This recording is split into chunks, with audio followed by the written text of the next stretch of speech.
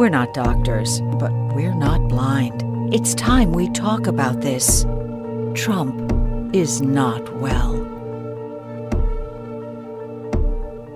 So that was just part of the brand new Lincoln Project ad on how Donald Trump is not well, on how he's clearly experiencing cognitive decline, physical decline, dementia, those sorts of things, and how it's sort of an open secret that far too few people have been talking about. The Lincoln Project, for those of you who don't know, is formed by a group of former Republicans who can't support the party as it currently exists under Donald Trump's leadership. Now, I want to play you the full ad to give you the rest of the context, then we'll jump right back in. Something's wrong with Donald Trump.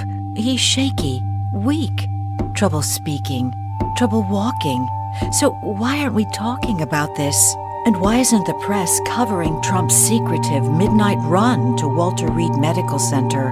Why do so many reporters who cover the White House pretend they can't see Trump's decline? The most powerful office in the world needs more than a weak, unfit, shaky president. Trump doesn't have the strength to lead, nor the character to admit it. We're not doctors, but we're not blind. It's time we talk about this. Trump is not well. So what you can see there is they're making a dual argument that Donald Trump doesn't have the mental and physical wherewithal to do the job as president, and he lacks the moral character and honor to hold the office and to admit when he's facing these weaknesses. And so that Donald Trump, because of these cognitive decline issues and because of his lack of character, is the last person you'll want to see as president. And I actually think this ad, on the face of it, is pretty effective. I think that a lot of us, for years now, but especially as time has gone on, have seen these sorts of things from Donald Trump.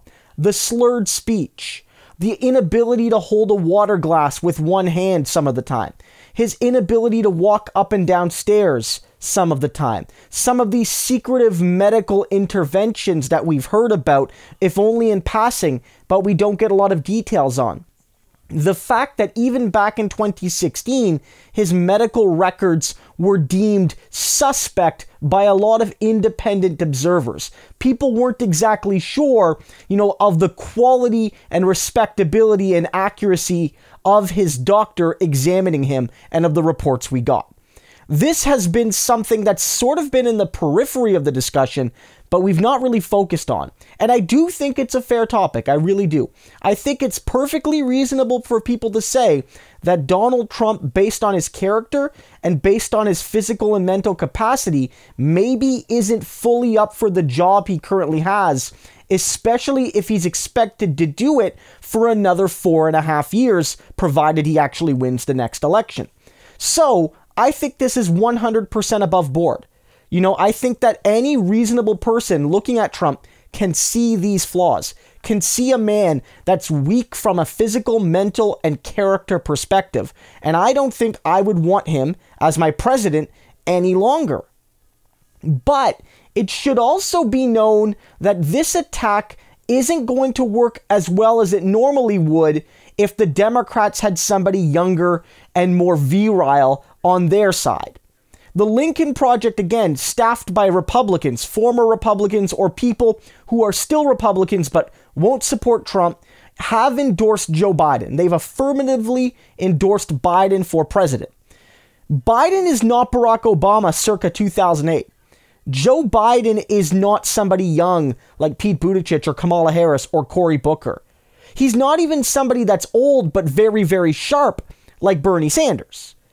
Joe Biden has many of the same issues we've been seeing with Donald Trump. And I've covered those a lot on this channel over the past weeks and months. How Biden has a total inability to communicate sometimes.